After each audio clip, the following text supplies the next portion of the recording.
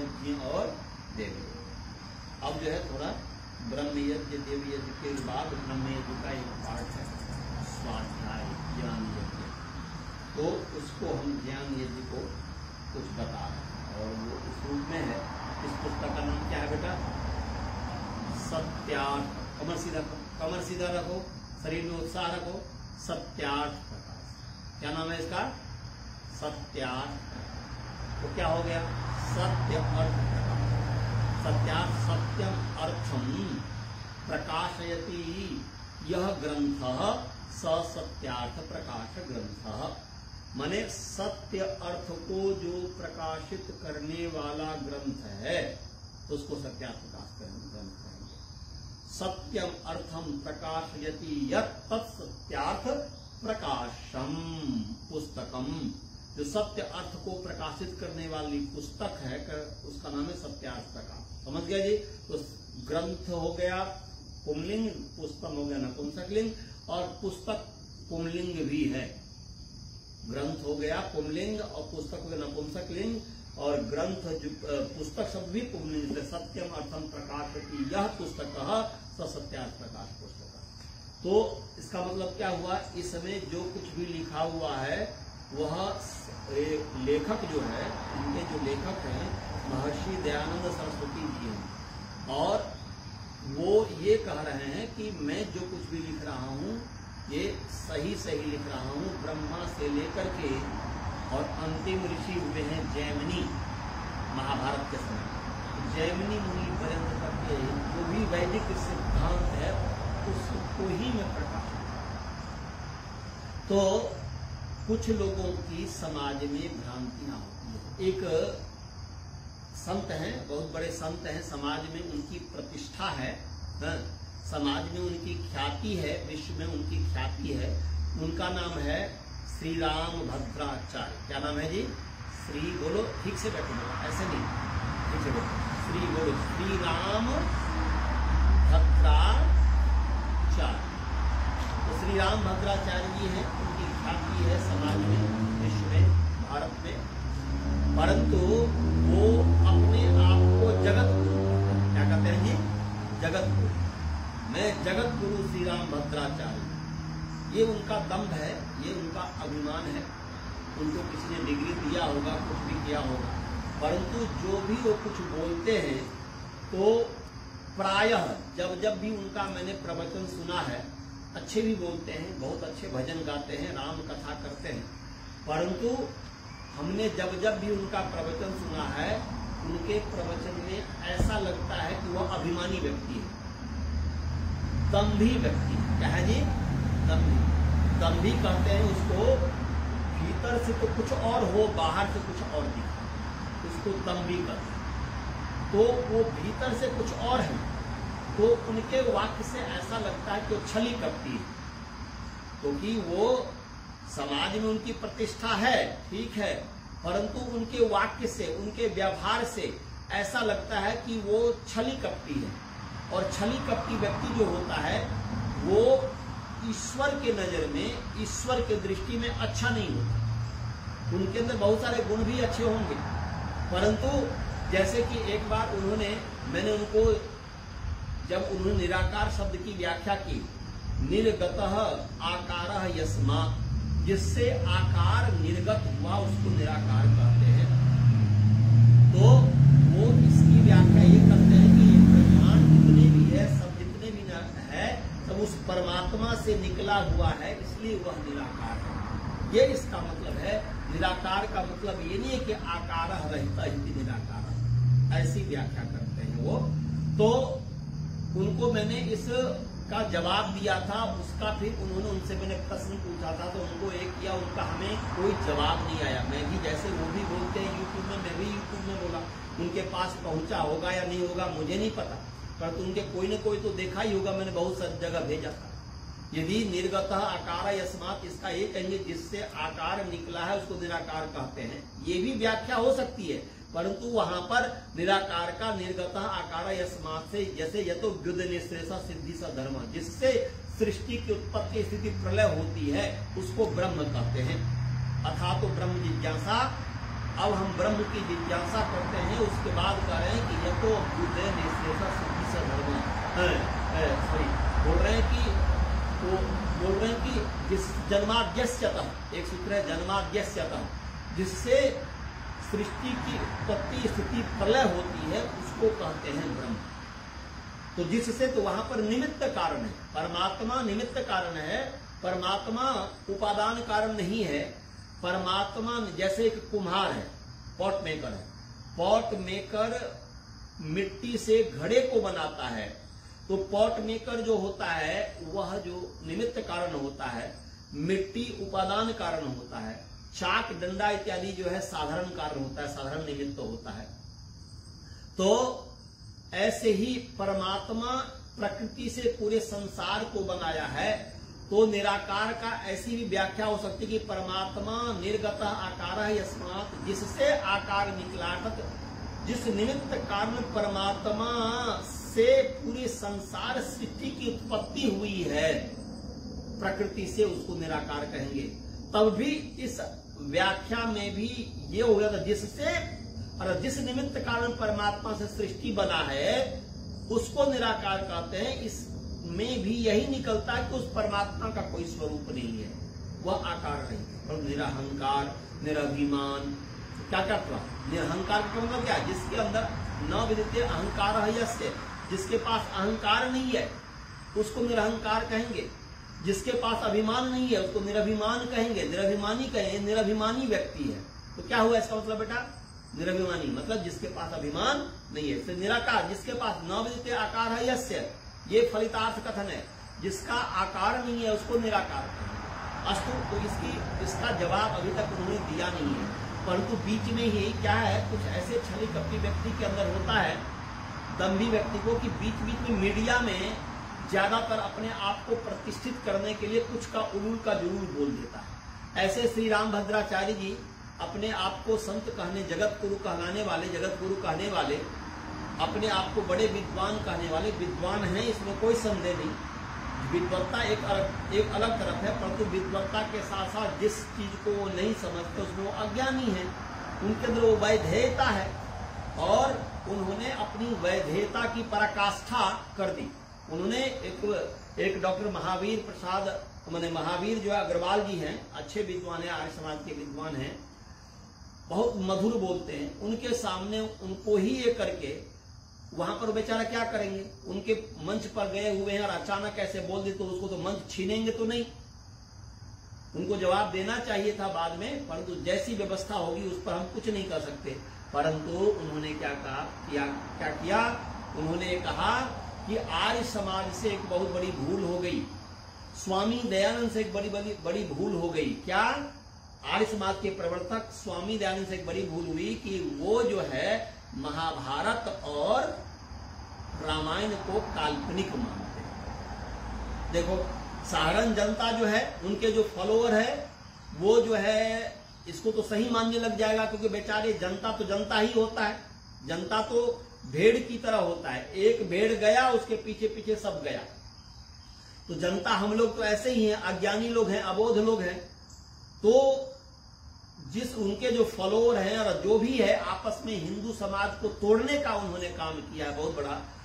अपने आप को कहते हैं कि मैं हिंदू सम्राट हूं, मैं हिंदू समाज को जोड़ने वाला हूं, परंतु ऐसे करके उन्होंने हिंदू समाज को तोड़ने का काम किया है। उन्होंने बहुत बड़ा पाप किया है रामभद्राचार्य जी। और रामभद्राचार्य जी कहते हैं कि आर्य समाज के प्रवर्तक स्वामी दयानंद से एक बड़ी भूल हो गई, और वह बड़ी भूल ये हो गई कि वह महाभारत और रामायण को काल्पनिक बताते हैं। बताओ कितनी बड़ी झूठ। देखो अनेक महापाप है, जैसे हिंसा करना महापाप है, ऐसे झूठ बोलना महापाप है, और जो महापाप करता है वो महापापी होता है। तो ये रामभद्राचार्य जी, श्री रामभद्राचार्य जी, पूज्य श्री रामभद्राचार्य जी, उन्होंने वो महापापी हो गए। इसलिए महापापी हो गए क्योंकि उन्होंने झूठ बोला, और थोड़ा मोड़ा झूठ नहीं बोला, सामान्य व्यक्ति झूठ बोलता हो तो अब समाज में उनकी प्रतिष्ठा है, और समाज में प्रतिष्ठा है, और वो समाज में मंच के ऊपर वो इतना बड़ा झूठ बोले, इतना बड़ा झूठ बोले जिसका वर्णन नहीं किया जा सकता।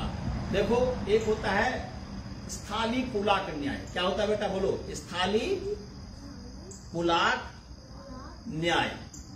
स्थाली पुलाक न्याय का मतलब होता है कि आपके जो बटलोई है, जो बर्तन है, जब आप चावल बनाती हो घर में, आपके माता जी जब चावल बनाती है, अब वो चावल में विकृति पैदा हुई या नहीं हुई, वह गला या नहीं गला, तो उसके लिए समेत हर एक चावल को नहीं देखना होता है।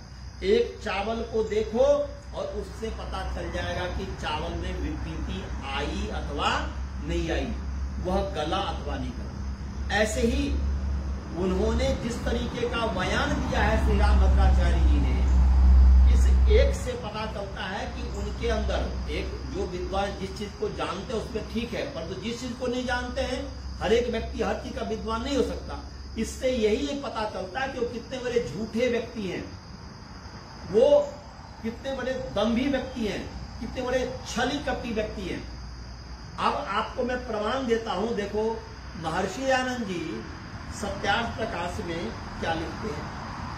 महर्षि दयानंद जी सत्यार्थ प्रकाश के जो तीसरा समोल्लास है बेटा, तीसरे समोल्लास में पठन पाठन ग्रंथ की जो व्यवस्था है, पढ़ने पढ़ाने की जो रीति है कि हमें क्या पढ़ना चाहिए क्या नहीं पढ़ना चाहिए, इसमें वो जो है कहते हैं कि हमें बाल्मीकि बोल रहे, देखिए क्या करें, छंद इत्यादि पढ़ने के बाद क्या करें कि छंद इत्यादि पढ़ो, छंदो ग्रंथ, इसके बाद तत्पश्चात मनुस्मृति, वाल्मीकि रामायण और महाभारत के उद्योग पर्वांतर्गत विदुर नीति आदि अच्छे अच्छे प्रकरण जिनसे दुष्ट व्यसन दूर हो और उत्तमता सभ्यता प्राप्त हो, ऐसे वैसे को काव्य रीति से अर्थात पदच्छेद पदार्थोक्ति अन्वय विशेष विशेषण भावार्थ को अध्यापक लोग जनावे और विद्यार्थी लोग जानते जाए। अब यहाँ पर देखो पढ़ने पढ़ाने की रीति में यहाँ पर देखो एक साधारण सी चीज है, यहाँ पर साक्षात जब महर्षि दयानंद जी अपने सत्यार्थ प्रकाश कालजयी सत्यार्थ प्रकाश ग्रंथ में लिखते हैं कि वाल्मीकि रामायण को बच्चे को पढ़ाने चाहिए, महाभारत को पढ़ाना चाहिए, तो इसका मतलब ये हुआ कि वह रामायण को, वाल्मीकि रामायण को स्वीकार करते हैं, रामायण को कपोल कल्पित नहीं कहते हैं, इसे सिद्ध हो गया। ऐसे महाभारत के उद्योग पर्वांतर्गत जो है विदुर नीति आदि की बात कही गई है कि इसको पढ़ना चाहिए, इसको श्लोक रटवाना चाहिए। इससे क्या पता चला, इससे पता चला कि महर्षि दयानंद जी महाभारत को भी कपोल कल्पित नहीं कहते हैं, काल्पनिक ग्रंथ नहीं कहते हैं। इससे ये पता चलता है कि रामभद्राचार्य जी कितने बड़े झूठे व्यक्ति हो गए।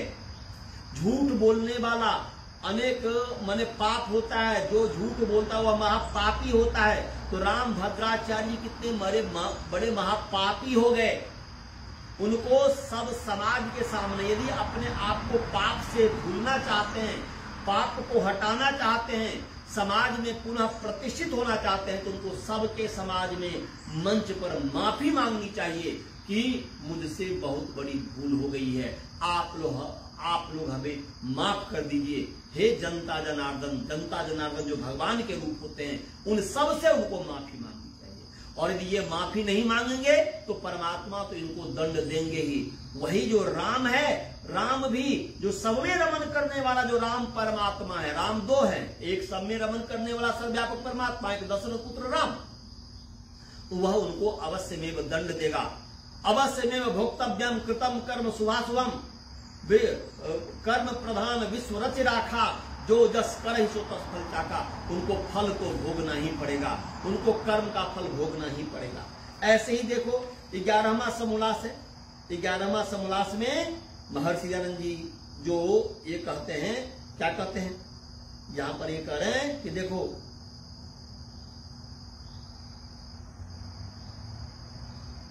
महाराजा युधिष्ठिर जी के राजसूय यज्ञ और महाभारत युद्ध पर्यंत यहाँ के राज्याधीन सब राज्य थे। 11वां समोल्लास के शुरू में ही कहते उत्तरार्ध में, तो यहाँ पर क्या करें कि संपूर्ण मने राज्य जितने भी थे वह सब महाभारत के युद्ध पर्यंत जो है और युधिष्ठिर जी के राजसूय यज्ञ के पर्यंत जो है वहीं के राज्य के अधीन थे पूरा भूगोल। तो महाराजा युधिष्ठिर जी के राष्ट्रीय यज्ञ और महाभारत युद्ध प्रति यहाँ के राज्याधीन सब राज्य, सभी राज्य उनके राज्य के अधीन थे। और एक जगह क्या करें कि स्वयंभुव राजा से लेकर पांडव पर्यंत आर्यों का चक्रवर्ती राज्य रहा, तत्पश्चात आपस के विरोध से लड़कर नष्ट हो गए।